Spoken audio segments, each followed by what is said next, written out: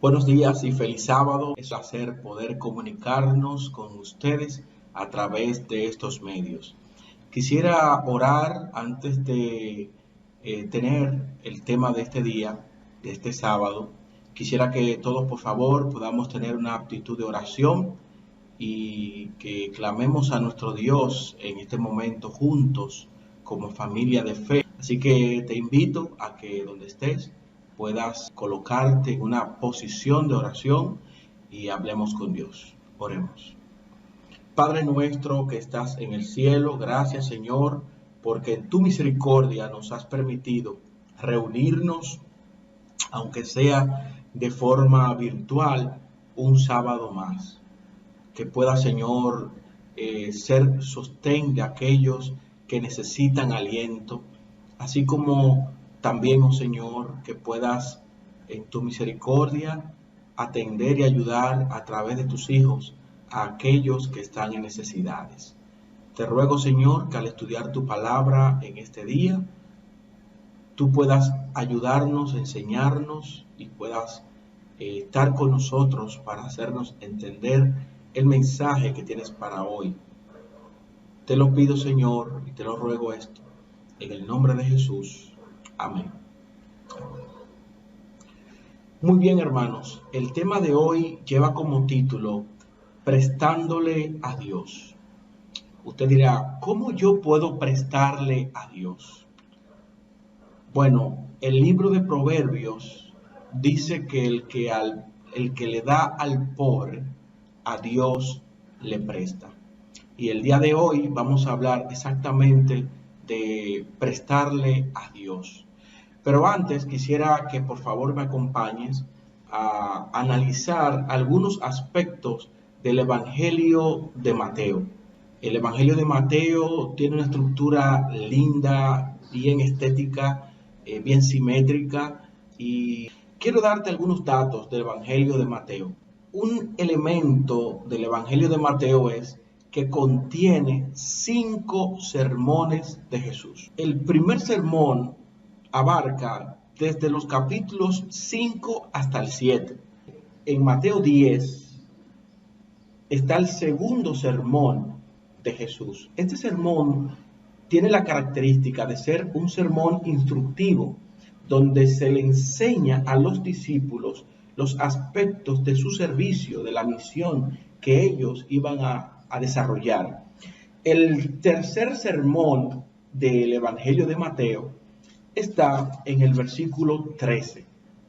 El cuarto sermón de Mateo es Mateo 18. El quinto sermón que presenta el Evangelio de Mateo está en Mateo 24. En estos días se ha hablado mucho de ese quinto sermón, el sermón profético de Jesús. Quiero hacerte un pequeño resumen del sermón profético de Jesús. Eso es lo que vamos a estudiar en esta mañana. Generalmente nos detenemos en el capítulo 24 del Evangelio de Mateo y pocas veces continuamos hacia el capítulo 25. Sin embargo, el capítulo 25 también es parte del mismo sermón. Este sermón, el sermón profético, debe verse como un todo que incluye el capítulo 24 y el capítulo 25. En Mateo 24 nos habla de señales, nos habla de la predicación del Evangelio, nos habla de la venida de Cristo.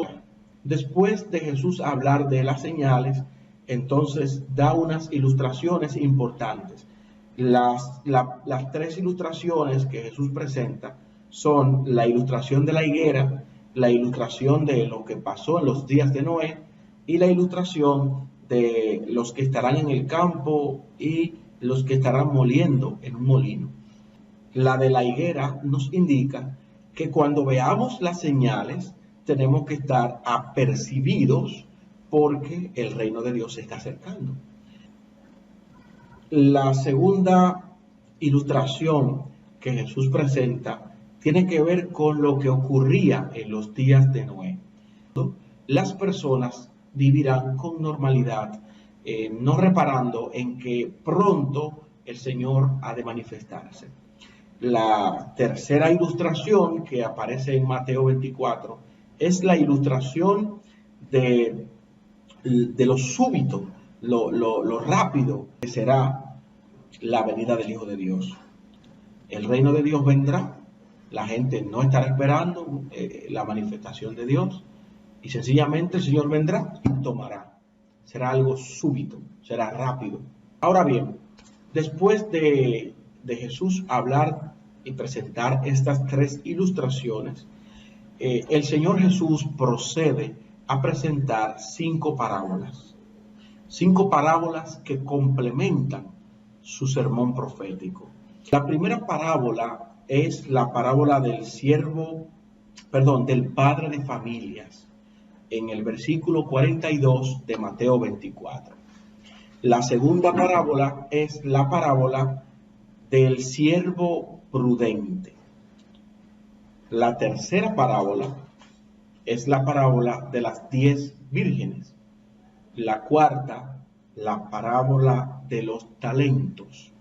Y por último, para finalizar el sermón, el Señor utiliza la parábola de las ovejas y los cabritos. Mateo 25, 31 hasta el 46. Vamos a analizar brevemente cuál es el mensaje que el Señor está dando a través de estas parábolas. La primera parábola, la parábola del padre de familia, tiene la intención de señalarnos a nosotros lo rápido y lo inesperado que será la venida de Cristo. Dice la palabra de Dios: velad pues, porque no sabéis a qué hora ha de venir vuestro Señor. Porque si el padre de familia supiese a qué hora el ladrón habría de venir, velaría y no dejaría minar su casa. Por tanto, también vosotros estad preparados, porque el Hijo del Hombre vendrá a la hora que no penséis. La segunda parábola es la parábola del siervo prudente. La palabra de Dios dice: ¿quién es pues el siervo fiel y prudente, el cual puso su señor sobre su casa para que le dé el alimento a tiempo? Bienaventurado aquel siervo al cual cuando su señor venga le halle haciendo así. De cierto os digo que sobre todos sus bienes le pondrá. Pero, escuchen bien, pero si aquel siervo malo dijere en su corazón: mi señor tarda en venir, y aún comenzare a golpear a sus consiervos y aún a comer y a beber con los borrachos, vendrá el señor de aquel siervo el día en que no espera y la hora en que no sabe, y lo castigará duramente. Hermanos, en esta segunda parábola, el Señor está tratando de llamar la atención y de indicar que aunque el Señor está acercándose, no dejarán de existir siervos malos. Personas que tendrán la percepción de que el Señor tarda en venir y maltratarán a otros. Harán cosas reprochables. Algunos, lamentablemente, a pesar de ver las señales, a pesar de ver lo que está pasando y a pesar de que se indica claramente de que el Señor viene pronto, a pesar de eso, se desatienden y viven de forma incorrecta y maltratan, critican, hablan mal, destruyen a su prójimo. Esto es lamentable, pero esto está diciendo el Señor Jesús, que también va a pasar. En el capítulo 25, el Sermón del Monte, continúa Jesús presentando la tercera parábola que incluye su sermón. Esta es la parábola de las 10 vírgenes. La palabra de Dios dice que entonces el reino de los cielos será semejante a 10 vírgenes que tomando sus lámparas salieron a recibir al esposo. 5 eran sensatas, 5 eran insensatas, y todas prepararon sus lámparas. Las prudentes echaron un poquito más de aceite en sus vasijas, y tardándose el esposo, todas cabecearon y se durmieron.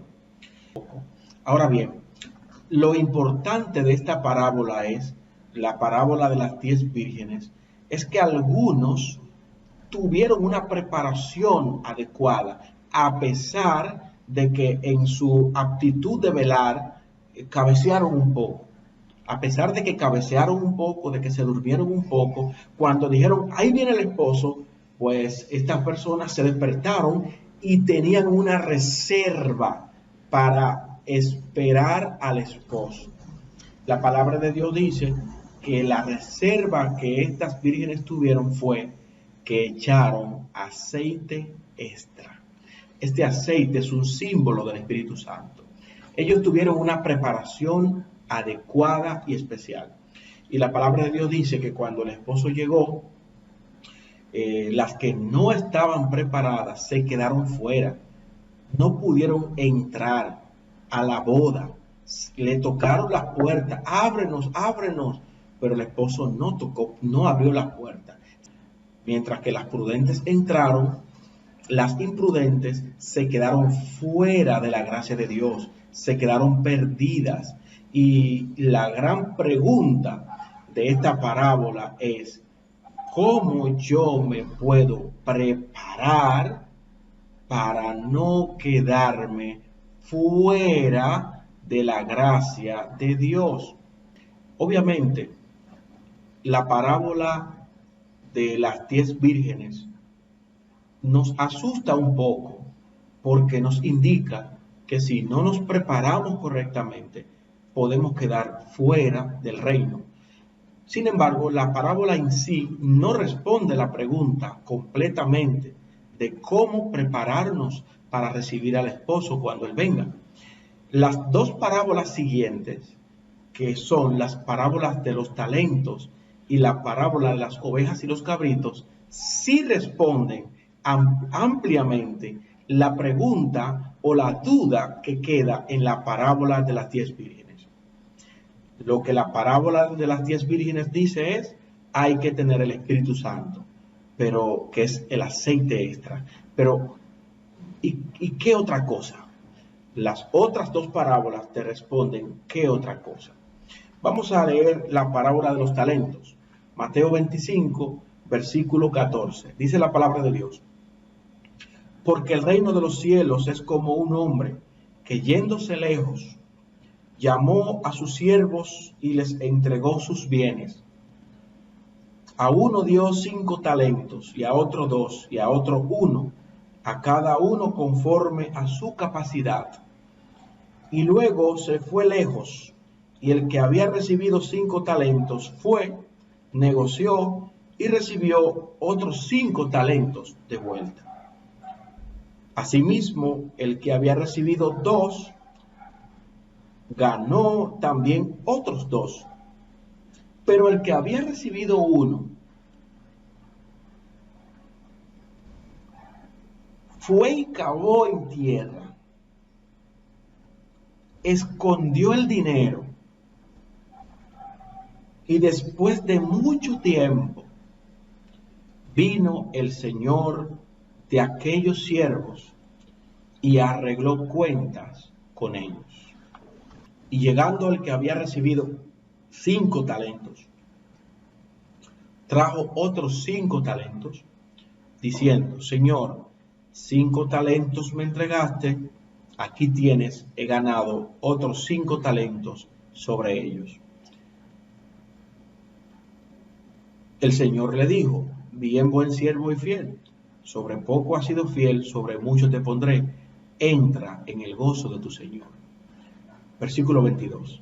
Llegando también el que había recibido 2 talentos, dijo, Señor, 2 talentos me entregaste, aquí tienes. He ganado otros 2 talentos sobre ellos. Su señor le dijo, bien, buen siervo y fiel. Sobre lo poco has sido fiel, sobre mucho te pondré. Entra en el gozo de tu señor. Pero llegando también el que había recibido 1 talento, le dijo, Señor, te conocía. Escuchen bien, hermano. Escuchen bien. Señor, te conocía. Este creía que conocía a Jesús, al Señor, porque es lo que está diciendo. Señor, yo te conocía, que eres un hombre duro,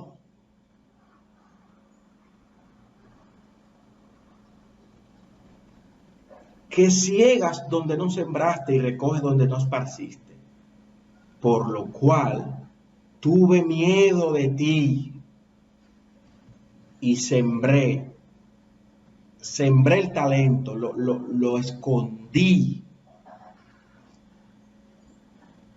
y ahora te lo traigo, míralo aquí, tal como me lo entregaste, porque yo sé que con lo tuyo no se puede inventar, que yo sabiendo que tú eres un hombre duro, que tú eres una gente fuerte, y sabiendo que yo te tengo miedo, yo te conozco, te tengo miedo, como te tengo miedo, entonces guardé lo que tú me diste y aquí está, míralo aquí está tu talento. Hermanos queridos, algunos tienen un desequilibrio mental en torno al concepto del carácter de Dios. Creen que tenerle miedo, y esa falsa percepción del carácter de Dios puede ponerlos en un aprieto, porque pueden llevarlo a cometer errores espirituales. Dios desea algo más que tu seguridad personal. Dios te da a ti la salvación, la tuya, y tú la escondes. Te vas a orar a un monte, te vas a apartarte para tú salvarte, como Elías cuando estaba allá en el monte Oreb, y él se fue para allá porque lo estaban persiguiendo y estaba con miedo, y él era el único que había quedado fiel, y Dios le dijo a Elías, han quedado 7,000 que no han doblado sus rodillas. ¿Qué tú haces aquí? Yo no te quiero aquí, es allá. Te quiero allá, testificando de mí, haciendo que otros conozcan de mí. Hay algunos que tienen la idea de que como Dios es fuerte, de que hay que tenerle miedo, de que hay que, con temor y temblor, hay que servir a Dios y preparar la vida, la salvación que Dios ha dado, me ha dado. Yo tengo que conservarla, tengo que mantenerla, yo tengo que cuidar mi salvación, y por eso me voy lejos, que nadie me influya, que nadie me lleve por caminos extraviados, que nadie me pegue su pecado, porque el pecado es una plaga que se pega, y yo quiero estar solo, quiero santificarme para cuando Cristo venga, decirle, Señor, aquí estoy. El talento que me diste, míralo aquí. Estoy salvo. Me dijiste que me salve, aquí estoy. Una mala percepción. La actitud que Dios quiere es que tú pongas a producir los talentos que Dios ha puesto en ti. ¿En qué se traduce esto? En que Dios no quiere que te salves tú solo. Dios quiere que se salve todo el que te rodea. Y posiblemente tú, con una mala percepción de Dios, creyendo que Dios te está llamando a salvarte tú solo, irte por un monte a salvarte tú solo, posiblemente cuando la gente que está a tu alrededor tu familia, tu vecino, tus amigos no conozcan de Dios y se pierdan porque tú no invertiste tiempo, no invertiste conocimiento, no invertiste servicio para ayudar a esa gente a entender. Posiblemente tú, creyendo que te vas a salvar tú solo, te pierdas. ¿Por qué te digo esto? Vamos a terminar de leer la parábola. Miren qué le dijo el Señor al siervo este. Dice la palabra de Dios. Versículo 26 de Mateo 25. Mateo 25, versículo 26. A mí se me enredan a veces versículo y capítulo, pero estamos en Mateo 26 ahora mismo. Se me volvió a enredar. Estamos en Mateo 25, capítulo 25. Ahora el versículo 26. Ya, dice la palabra de Dios. Respondió su señor y le dijo: siervo malo y negligente, ¿sabías que ciego donde no sembré y que recojo donde no esparcí? Por tanto, debías haber dado mi dinero a los banqueros, y al venir yo hubiera recibido lo que es mío con sus intereses. Quítenle el talento que tiene y désenlo al que tiene 10. Esa frase a mí me preocupa, porque si nosotros entendemos que estamos hablando de salvación, que es la divisa del cielo, o sea, en el cielo no se necesita moneda, en el cielo se necesita gente que se salven. Si estamos hablando de salvación, si estamos hablando de personas que Dios impacta para que se transformen, se salven y lleguen al cielo, a este hombre se le quitó la salvación. Él recibió la de él. No se preocupó por nadie más, y cuando dio cuenta, le quitaron la de él. Hay que hacerse una pregunta interesante. ¿Cuál es la verdadera esencia de la religión cristiana? En la parábola de las ovejas y los cabritos, tanto las ovejas como los cabritos se sorprenden. Usted recordará la parábola. La parábola dice, voy a leerla, dice: cuando el Hijo del Hombre venga en la gloria y todos los ángeles con él, entonces se sentará en su trono de gloria, y serán reunidas delante de él todas las naciones de la tierra, y apartará a los unos de los otros, como aparta el pastor a las ovejas de los cabritos, y pondrá las ovejas a su derecha y a los cabritos a su izquierda. Entonces el rey dirá a los de su derecha: venid, benditos de mi Padre, heredad el reino preparado para vosotros desde la fundación del mundo, porque tuve hambre y me diste de comer, tuve sed y me diste de beber, fui forastero y me recogiste, estuve desnudo y me cubriste, enfermo y me visitaste, en la cárcel y viniste a mí. Entonces los justos le responderán diciendo: Señor, ¿cuándo te vimos hambriento y te sustentamos, o sediento y te dimos de beber? ¿Y cuándo te vimos forastero y te recogimos, o desnudo y te cubrimos? ¿O cuándo te vimos enfermo o en la cárcel y vinimos a ti? Respondió el rey y les dirá: de cierto os digo que en cuanto lo hiciste a uno de estos mis hermanos más pequeños, a mí me lo hiciste.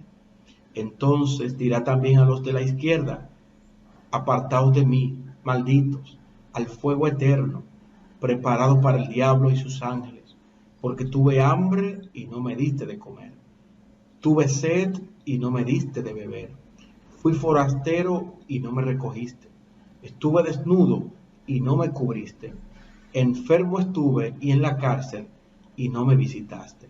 Entonces también ellos le responderán diciendo: Señor, ¿cuándo te vimos hambriento? ¿Cuándo? ¿Cuándo fue que te vimos así y que no te ayudamos? ¿Cuándo? Entonces le responderá el rey: de cierto os digo que en cuanto no lo hiciste a uno de estos más pequeños, tampoco a mí lo hiciste. E irán estos al castigo eterno y los justos a la vida eterna. Y Jesús acabó todas estas palabras. Ahí termina el sermón. El sermón profético de Mateo 24 y 25. Tenemos que verlo como un todo. No podemos solamente detenernos en el capítulo 24. Tenemos que ir al 25, porque el 25 es el complemento de lo que Dios desea, de la preparación espiritual que Dios desea que tengamos para que en momentos en que estamos ante los eventos finales, ante las señales del tiempo del fin, podamos tener entonces la aptitud correcta que Cristo ha querido o quiere, demanda de nosotros. La religión consiste en que el conocimiento de la verdad pueda generar en mí un cambio de vida, un cambio de perspectiva que me ayude a vivir esa verdad en el campo práctico. Santiago capítulo 1, versículo 27. La religión pura es una frase poderosa, ¿eh? La religión pura, tremendo.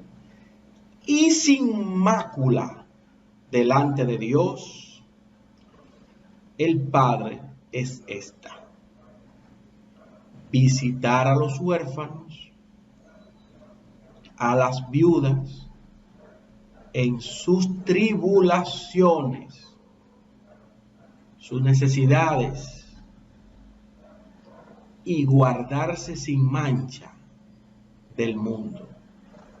Si bien es cierto que el trabajo interior de guardarse sin mancha es importante y se logra a través de un contacto real con Dios, a través de la oración, a través del estudio de la palabra de Dios, a través de yo permitir que el Espíritu Santo obre en mi corazón. Si bien es cierto que eso es parte del evangelio puro, de la religión pura, el complemento es ayudar al necesitado. Ser un instrumento de bendición para otros. No es que esté mal hacer el ayuno, no es que esté mal orar, no es que esté mal estudiar la palabra de Dios, hasta discutirla con un grupo de amigos, pero mientras la gente está pasando trabajos, mientras a tu lado hay personas oprimidas, que quizás no tienen alimento, que se están volviendo locos ante esta situación porque no tienen que llevar la mesa a sus hijos, o porque no tienen ni siquiera cómo pagar la casa, o cómo pagar servicios básicos, o que lo están botando del trabajo y ahora no saben cómo van a resolver. Mientras la gente está volviéndose loca en la calle, usted consagrándose muy bien, eso no está mal, conságrense, pero complemente esa religión con ver qué pasa con el prójimo, qué está pasando con el que está a mi lado, con mi hermano, que yo me siento con él en el banco de la iglesia. ¿Estará comiendo? ¿Estará pasando, está angustiado porque no tiene, lo quitaron del trabajo y no tiene ahora cómo va a resolver? Pensemos en esto también. Esto es parte de la religión. Quiero leerte otro texto. Miqueas capítulo 6, versículo 6. Dice la palabra de Dios: oh hombre,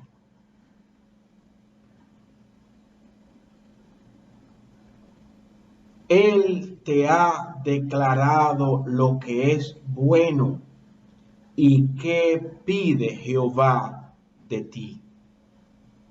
Solamente hacer justicia y amar la misericordia y humillarte ante tu Dios.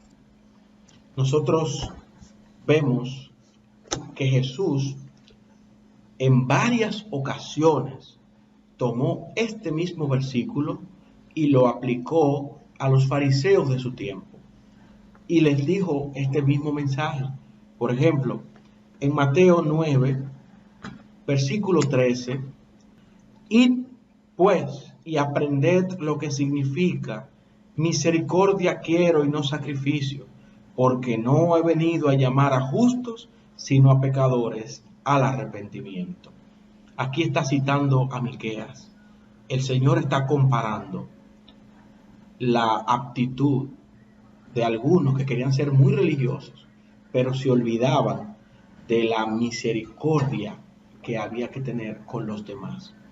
Otro versículo es Mateo capítulo 12, el versículo 7, dice: y si supieras lo que significa misericordia quiero y no sacrificio, no condenarías a los inocentes, porque el Hijo del Hombre es Señor del día de reposo. Un último versículo de cómo Jesús actuó y aplicó el libro de Miqueas 6:8 está en Mateo 23:23.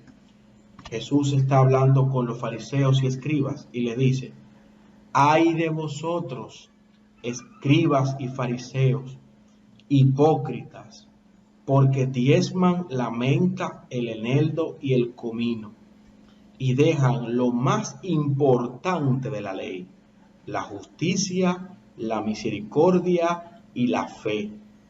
Esto era necesario hacer sin dejar de hacer aquello. El Señor está priorizando y Él dice: es necesario lo que yo puse en la ley de diezmar, de ofrendar, de entregar ofrenda al Señor, de venir al Señor con ofrenda. Eso es necesario, pero sin dejar de hacer lo otro. Y lo otro que Jesús menciona, Él mismo dice que eso es lo más importante de la ley, porque la justicia, la misericordia y la fe preceden a la obediencia. Cuando usted tiene una relación verdadera con Dios, usted no es legalista, usted es amoroso. Y amoroso no significa que yo voy a dejar de lado los compromisos que tengo con Dios, que yo voy ahora a vivir sin obediencia, sin pensar en los mandamientos de Dios, sin pensar en que tengo que cumplir ciertas cosas. No. Pero tampoco dejar de lado lo otro. Amar al prójimo y amar a Dios. Usted puede saber todas las profecías, todos los misterios, pero si usted no tiene amor por su prójimo, de nada le vale. De nada le vale. Dice el versículo 8 de 1 Corintios 3 que las profecías se acabarán, pero el amor nunca deja de ser. Dele al pobre, porque el que le da al pobre, a Dios le presta. Y yo quiero terminar este tema, este estudio que hemos hecho hoy de la palabra de Dios con varios testimonios. Quiero presentarte lo que algunas personas me han dicho, que ha pasado con ellos, cómo ellos han entregado alimentos. No es que tenían muchos, pero lo poco que tenían lo compartieron, y cómo Dios le trajo en cantidades más de lo que ellos habían dado. Tengo varios ejemplos allí en las iglesias, en nuestras iglesias, de personas que han testificado cómo ellos, al entregar alimentos, al ayudar al prójimo, al ayudar, han recibido bendiciones de Dios. Porque el que le da al pobre, a Dios le presta.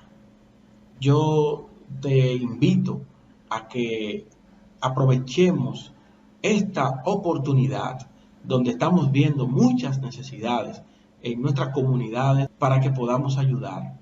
Algunas personas de la iglesia necesitan de nosotros y no podemos quedarnos de brazos cruzados. Algunas personas de la comunidad donde vivimos y de la comunidad donde está la iglesia también necesitan de nosotros y no podemos quedarnos de brazos cruzados. Tenemos que ir al auxilio de esas personas y ayudarlos, porque es la actitud que Dios quiere que tengamos mientras esperamos la venida de Cristo. Ahora bien, la iglesia, nuestro distrito, ha recibido ciertas ayudas. Hemos recibido 60 raciones de alimentos. Hemos recibido un aporte de nuestra iglesia hermana de Quisqueya Central, un aporte significativo. Hemos recibido de ADRA algún aporte también. Hemos recibido de algunos hermanos que han colaborado. La iglesia Mirador, su junta, tomó una partida para ayudar también. Hemos recibido algunos recursos y algunas raciones de alimentos que han sido distribuidas entre los hermanos más necesitados. Pero eso el alimento se agota y hay que estar vigilantes de cuántas necesidades más van surgiendo, porque estamos en momentos especiales de emergencia. Tenemos que velar por la necesidad de los hermanos. Así que yo te invito a que seas solidario, a que ayudes. Haga lo siguiente: identifique usted mismo en su sector, en su localidad, en su lugar donde usted está, o en la iglesia, las personas que usted sabe que posiblemente estén en necesidad. Órele primero a Dios y dígale al Señor: Señor, yo tengo aquí, de lo poco quizás, o de lo mucho, de lo que usted tenga, yo tengo algo que quiero compartirlo con el otro. Quiero dedicar eso a compartirlo con el otro, con el necesitado. Usted le ora a Dios: Señor, indícame a quién. Y usted va y se lo entrega a usted. Hay algunas personas, es entendible, que tienen alguna dificultad para salir y deciden mejor llamar a los ancianos o al pastor. Si usted dice: bueno, pastor, yo no voy a poder salir, ahora mismo no tengo una persona cercana a la cual pueda llevarlo, o tengo temor de enfermarme o lo que sea, usted entonces ahí me llama. Pero no me llame para usted hacerme creer a mí que usted está ayudando, porque Dios va a saber eso. Si usted siente en su corazón que usted necesita o usted desea, que Dios le está llamando en este día, este tema que estamos tratando hoy, o sea, esto es claro, la preparación de Mateo 24 y 25, mientras nos preparamos para recibir la venida de Cristo, mientras nos preparamos humildemente, espiritualmente con Dios, mientras oramos, mientras leemos la Biblia, mientras estudiamos las profecías bíblicas, tenemos también que compartir la salvación y compartir el pan con el necesitado. Esos son frutos de que hemos estado en un encuentro con Dios. Entonces, si en este momento usted dice: bueno, pastor, yo quiero colaborar, quiero ayudar con algo, pase por mi casa, yo no tengo ningún problema, yo estoy pasando, yo paso por su casa, lo único que no le voy a dar ni un abrazo, ni un beso, yo le diré: tíremelo o pásemelo algo, y reunimos entonces lo que podemos reunir y lo repartimos entre las personas más necesitadas. Yo creo que así como la iglesia primitiva se ayudaban unos con otros y trataban de que las necesidades estuvieran cubiertas, por lo menos en este momento de crisis, yo creo que también tenemos que hacerlo hoy. Y hay muchas posibilidades de hacerlo sin exponernos, sin estar ante esta pandemia que hay, sin descuidar nuestra propia salud, pero sí atendiendo y dando una mano amiga a aquel que lo necesita. Así que, hermano, yo espero que Dios te pueda bendecir, que Dios te pueda prosperar. Y quiero decirte también, hermano querido, que nosotros somos una familia, nosotros no somos extraños. Si tú tienes una necesidad, tú puedes hablar, tú puedes decirlo, llamar, eso no te sientas avergonzado. Eso de vergüenza y de orgullo no es del reino de Dios. Deje eso. Concéntrese en que somos familia. Y si usted tiene necesidad, hable con sus hermanos. Mire, pastor, mire, hermano, tengo esto. porque usted sabe que en este contexto, aunque uno ora y Dios le trae personas a la mente a uno, pero usted sabe que en este contexto a veces uno cree que tal persona trabaja, quizás no necesite y posiblemente esté necesitando. Así que podemos hablar libremente y con confianza porque somos hermanos. Tú puedes ser un instrumento de Dios. Si ves una necesidad, en la medida de lo posible, ayudar. Toda ayuda en momentos de emergencia, de dificultad, es necesaria. Hermano, que Dios te pueda bendecir. Quiero orar contigo para concluir con este estudio de la palabra de Dios y quiero pedirte que ahí donde estás pongas una actitud de oración. Oremos. Padre nuestro que estás en el cielo, en esta hora, Señor, te quiero pedir que tu bondad y tu misericordia puedan llenar por completo nuestra vida y que nos ayuden, oh Dios, a poder mostrar también misericordia con otros. Señor, este llamado que estamos haciendo el día de hoy a tu iglesia, al distrito Nueva Vista, Iglesia Mirador, Iglesia Nueva, Iglesia Nuevo Renacer, a los hermanos que están escuchando esto, Dios, que todos unidos podamos vivir como hermanos, que podamos ver las necesidades de todos y si está a nuestro alcance, poder suplirla y gestionar suplirla. Padre bendito, ayúdanos a que entendamos correctamente el mensaje del sermón profético de Jesús de Mateo 24 y 25.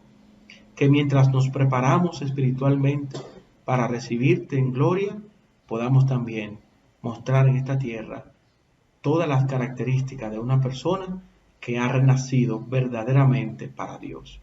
Señor, ayúdanos y guíanos. Sé con nosotros, Señor, y danos un resto de sábado feliz. En el nombre de Jesús. Amén. Amén.